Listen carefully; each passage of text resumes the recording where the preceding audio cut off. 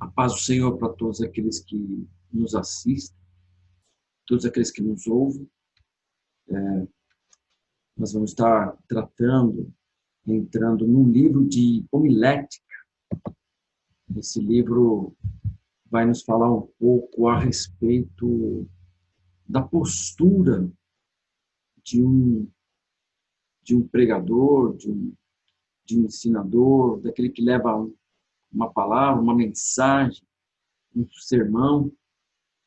E a homilética ela vai falar conosco a respeito da boa fala, do bom vocabulário, falar bem diante de um público. E isso é muito importante, é relevante, uma vez que eu estou querendo passar uma mensagem para um grupo, eu preciso estar amparado em termos de um bom vocábulo e de uma boa fala. Okay? Então, homilética, na teologia, o tema central desse livro de homilética é fundamentos da pregação bíblica. Como que eu posso abordar melhor o meu público-alvo? E é preciso estudar, é preciso buscar conhecimento, é preciso ter a unção de Deus. Isso nós vamos ver nesse livro. A primazia é a unção do Espírito Santo de Deus. Nós nunca podemos desmerecer esse fator, que é o primordial. Mas dentro dessa unção, dentro dessa visão, nós podemos fazer o melhor. Nós podemos fazer o melhor dentro de uma retórica, dentro de uma oratória. Como eu posso abordar melhor o meu público-alvo e, às vezes, até em menor tempo, né? Então, vai haver um ganho, vai. A importância, a objetividade está em alcançar almas para o reino de Deus. A objetividade aqui, né, da homilética e a fundação, os fundamentos da pregação bíblica é alcançar pessoas, levar a mensagem, fazer com que essa mensagem seja clara, seja objetiva, certo? E o livro de homilética, unidade 1, capítulo 1, na lição 1, o instituto, é um instituto do IBAD, das Assembleias de Deus, Instituto Bíblico das Assembleias de Deus. A unidade é a unidade 1, e o capítulo 1 vai nos ensinar, vai falar conosco a respeito da arte de falar bem. Eu preciso falar bem, eu não posso ignorar esse fato. Muitos ignoram o fato, achando que simplesmente eu tendo já a unção de Deus, eu não preciso me preparar. E isso é um erro. É um erro, porque Jesus, ele tinha um momento de pregar, ele tinha um momento de fazer os milagres, havia um momento que Jesus estava no templo, e tinha um momento que Jesus parava com os discípulos. E nesse momento, era o momento que Jesus ia transferir as informações, passar para os discípulos as informações, e tinha que ser bem passado. E Jesus é mestre em falar bem, em ter vocábulo. Muitos ficavam maravilhados com a fala de Jesus, com a forma que Jesus falava.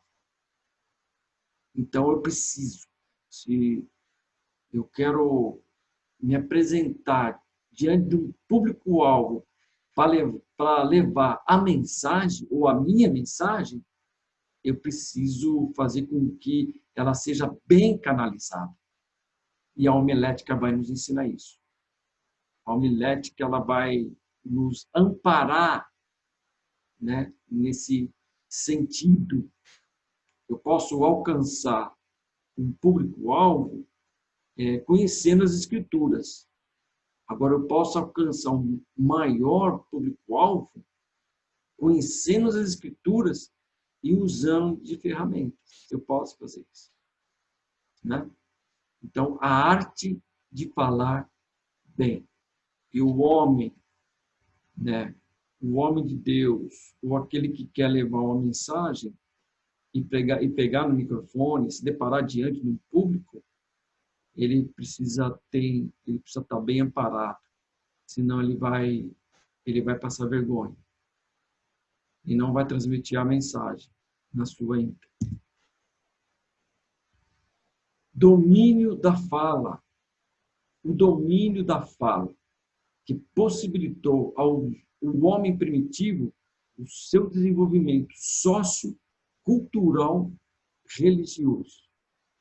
Nós sabemos na história antiga de homens que conquistaram nações e foi através da interação, da linguagem, né?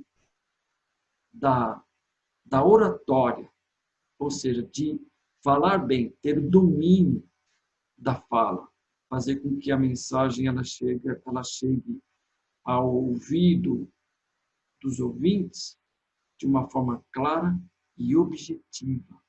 Então, muitos homens na antiguidade, como Alexandre o Grande, como Júlio César, né, no Império de Roma, eles, de uma forma política até, né, eu digo assim, de Roma, de uma forma política, ele tinha o objetivo de alcançar a parte social, a parte cultural que ele estava gerenciando, ou seja, que ele estava governando.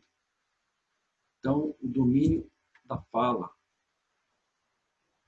O domínio da fala transformou-se com o aparecimento da filosofia grega, não só em arte, como também em uma poderosa arma de dominação. Nós vemos o objetivo da Grécia no Antigo Testamento, dentro da filosofia, dentro desse domínio da fala, a ideia era uma ideia política no sentido de alcançar o povo, ou de um governo de bem-estar de uma nação. Então, através da fala, através da retórica, que nós vamos ver um pouco mais à frente, nós vamos ver homens de Deus conseguindo pulverizar informações com maiores resultados devido à comunicação ou domínio da fala.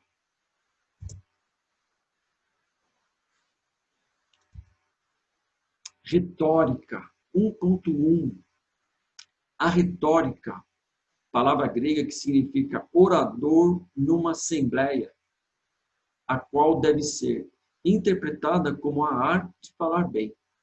É uma arte que não só existe desde a antiguidade, como também foi utilizada por reis e líderes como forma de dominação.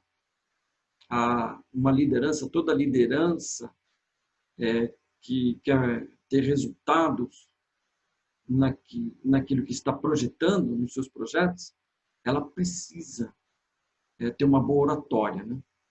É preciso ter uma boa retórica. Então, retórica é orar na Assembleia, é orar diante de um público, fazendo com que a mensagem ela seja bem clara e objetiva. E isto, a Grécia, ela trouxe essa arte de falar bem por causa da dominação de um público que ela precisava governar. Dentro da retórica ainda, nós vamos falar aqui sobre Alexandre o Grande, que eu já citei, né? Um grego que teve como mentor o filósofo Aristóteles, considerado como um estrategista conquistador na história humana. Toda palavra que sai da nossa boca, ela pode edificar ou pode destruir. Vai depender de como eu vou lançar a minha palavra. E a palavra nos nossos lábios, ela pode gerar vida, mas também pode gerar morte. Toda guerra, ela começa, né, através de uma palavra. E é preciso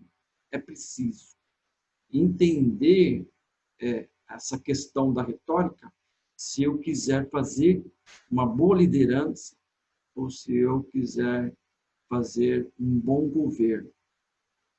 Então, está aí o exemplo de Alexandre o Grande, que entrou, né, a Grécia foi a nação que apresentou a retórica, né, uma forma de dominação, mas no sentido político de bem-estar do povo. A ideia, a projeção da Grécia era crescer a nação no bem-estar. Paulo, através da fala, persuadia os soldados a irem para a guerra nas situações mais adversas. O imperador romano Augusto César foi também um grande conquistador através da arte de falar bem.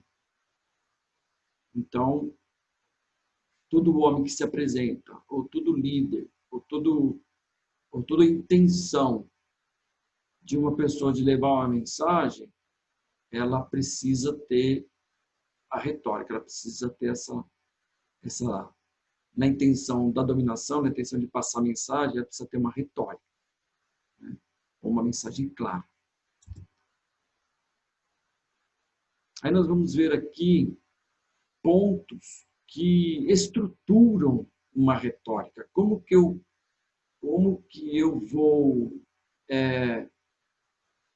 vou desenvolver uma retórica se eu quero falar bem, se eu tenho intenção de falar bem? Quais são os passos, quais são os pilares para mim moldar essa retórica, para mim chegar a um resultado, para mim desenvolver um bom discurso, uma boa pregação? Então, discurso, eu quero chegar no discurso. Nós vamos ver aqui alguns pilares. Para mim desenvolver um bom discurso, eu preciso trazer uma ideia-tema. O que eu estou querendo abordar? O que eu quero trazer em evidência? A informação é socioeconômica, a informação é política, a informação é geográfica, a informação é histórica. Então, eu preciso trazer, eu preciso inserir como meu primeiro pilar uma introdução. Preciso de uma introdução daquilo que eu quero passar. E depois nós vamos desenvolver esse discurso. Então, o primeiro passo, que é o proêmio, né, o introdução. Preciso de uma introdução. Lançar sobre o público aquilo que eu quero passar. Narrativa ou conteúdo. Depois que eu coloquei a introdução, eu vendi a minha primeira mensagem. Eu quero falar sobre geografia. Então, agora, dentro dessa temática, é que eu vou começar a trazer o meu conteúdo, dos pontos, né? De rios, de território, né? De montanhas, e eu começo a encaixar valores e informação, trazendo um conteúdo daquilo que eu estou querendo falar. Então, quando eu entro com a introdução e quando eu começo a fazer, a trazer conteúdos, eu estou informando o meu público acerca daquilo que eu quero passar. Então, esse é o segundo pilar. O terceiro pilar, o que é preciso para um bom discurso? Eu que quero discursar e quero pregar. Eu preciso ter uma argumentação. ou uma tese. Eu não posso falar de uma teoria. Eu não posso embasar o meu discurso simplesmente numa teoria. A não ser que eu queira só falar de uma teoria, né? Mas quando eu quero trazer uma mensagem eficaz, uma mensagem que vai trazer resultados para o meu público-alvo, então eu tenho que apresentar uma argumentação. E a argumentação é que vai consolidar o meu conteúdo. Eu trago um conteúdo, vou falar sobre os rios, sobre as montanhas, e quando eu começo a entrar numa informação sólida e verdadeira a respeito do curso do rio, aonde ele nasce, aonde ele deságua, isso vai me formatar uma argumentação. O meu público vai começar a ser enriquecido por essa informação, ou pela mensagem que eu quero passar. A aplicação. A aplicação, quando nós passamos uma argumentação, a aplicação ela é uma prova, né, verídica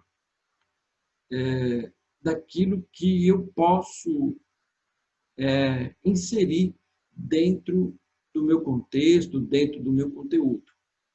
Então, eu posso pegar uma informação de uma antiguidade, uma informação que houve lá nos tempos, em uma outra cultura, ou nos tempos de Moisés, e eu posso fazer uma aplicação hoje como um princípio. Então, a aplicação, para mim, uma aplicação para aquele que está discursando, vai servir para consolidar dentro de um princípio, ou seja, dentro de um princípio, ou seja, dentro de uma verdade na minha realidade, a realidade que eu estou vivendo. Então, quando eu faço a aplicação, isso me dá mais solidez no meu discurso. Sumário ou conclusão. Quando nós entramos com a introdução e nós trazemos a primeira imagem daquilo que nós queremos passar de informação, isso já traz para o ouvinte uma ideia daquilo que ele está ouvindo. Se é laranja, né? se é ameixa, ou se eu trato de geografia, ou se eu trato de política. Mas quando eu entro no conteúdo, eu vou começar a disseminar as informações. Aí na argumentação, a aplicação e a conclusão, ela vem fechar. Ela vem dar uma veracidade da informação que eu quis passar, do meu discurso. Então, a conclusão, ela vai pegar todo esse conteúdo que eu passei, né? Vai pegar toda a aplicação, toda a informação que eu passei, e ela vai resumir uma hora em 2 minutos.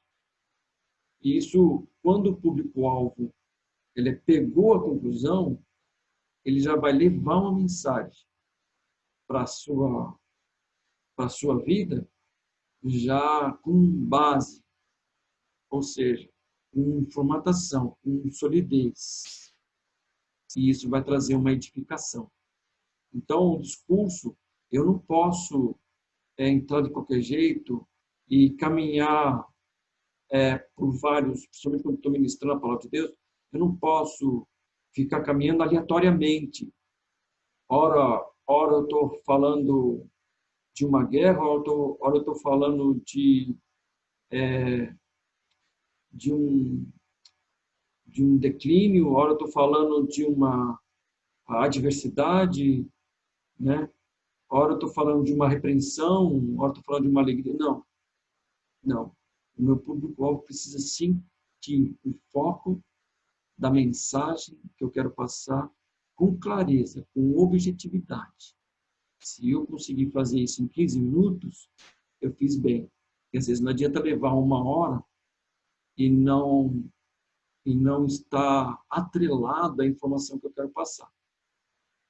Então, o meu público-alvo, ele precisa, no término do discurso, ele precisa sair entendendo, pelo menos, 5 minutos daquilo que eu falei, né? Então, está aí o discurso, e explico tudo dentro de uma linha, de uma retórica.